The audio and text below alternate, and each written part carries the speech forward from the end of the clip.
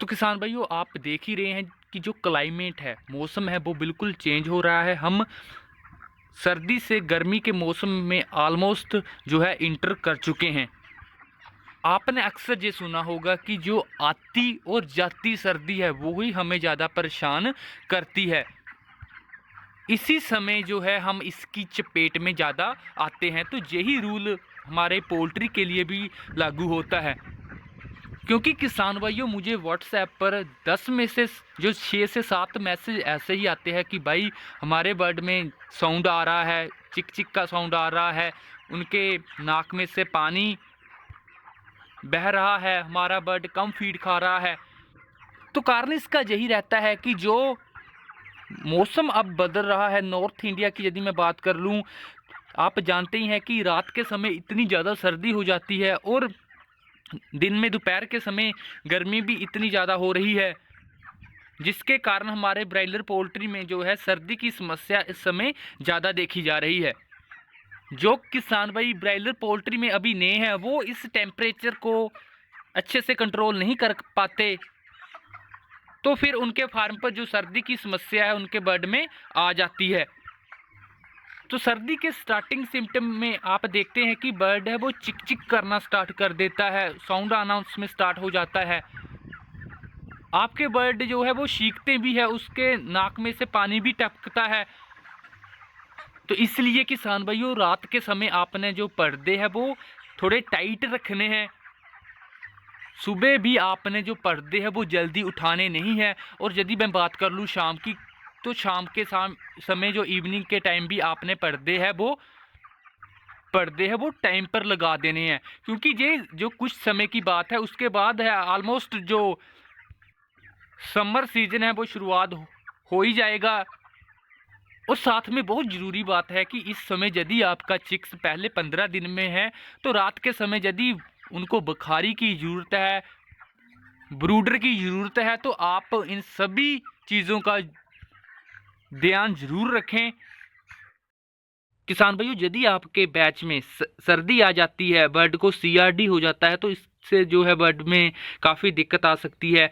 और साथ में ही ये डिपेंड करता है कि जो बर्ड है वो किस एज में, किस दिन में उनको जो है सर्दी आती है, सीआरडी आती है, तो उस हिसाब से उनकी जो मेडिसिन पर खर्च आएगा वो भी काफ़ी आ जाता है।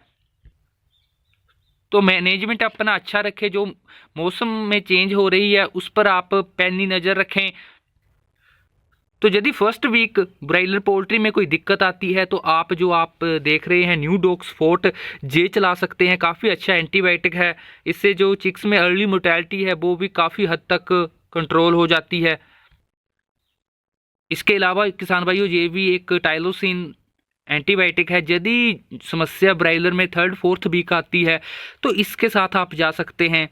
हालांकि उस समय जो किसान भाइयों ब्रायलर का वेट होगा, बॉडी वेट के हिसाब से ये टाइलोसिन चलेगा, तो इस पर जो आपकी लागत है वो ज़्यादा आ सकती है। यदि आपके बैच में सर्दी आ जाती है, सीआरडी आ जाती है, तो इसलिए आपने कोशिश यही करनी है कि मैनेजमेंट अच्छा रहे, जिससे आपको ये सब एंटीबायोटिक ज़्यादा ना अपने बर्ड्स के लिए चलाने पड़े।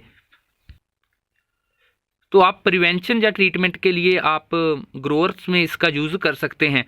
इसके अलावा एक और है जिसके साथ आप जा सकते हैं। यदि आप इसका अरेंज कर लेते हैं तो ये भी काफ़ी अच्छा है। एंड्रोसिन आप देख सकते हैं कि BH ये 1 लीटर की पैकिंग में है। तो ये यदि कॉस्ट के मामले में देखा जाए तो ये काफ़ी आपको सस्ती पड़ती है इसके मुकाबले में।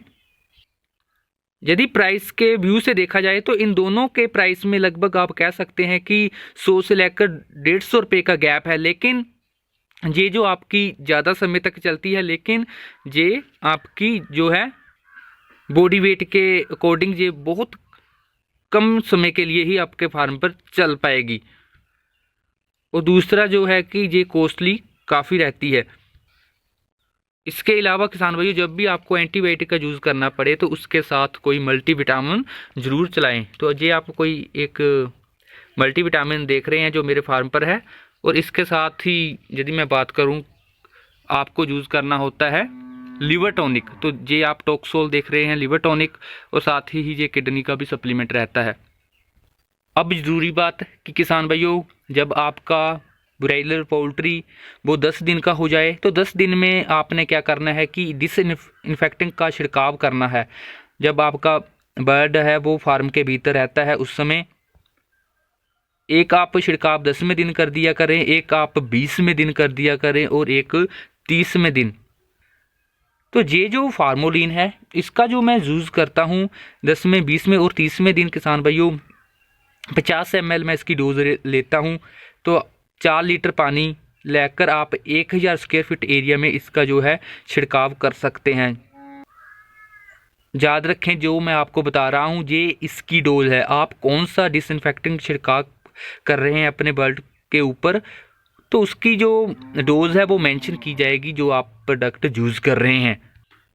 तो किसान भाइयों आप ऐसे जो मेडिसिन है वो चला सकते हैं, क्योंकि CRD है वो आप इसको हल्के में मत लिए, क्योंकि आगे जाकर यदि आप इस पर ज़्यादा सीरियस नहीं होते हैं तो मोर्टेलिटी बहुत ज़्यादा हो सकती है, ये बहुत ज़्यादा लॉस का कारण बन सकती है आपके बैच में।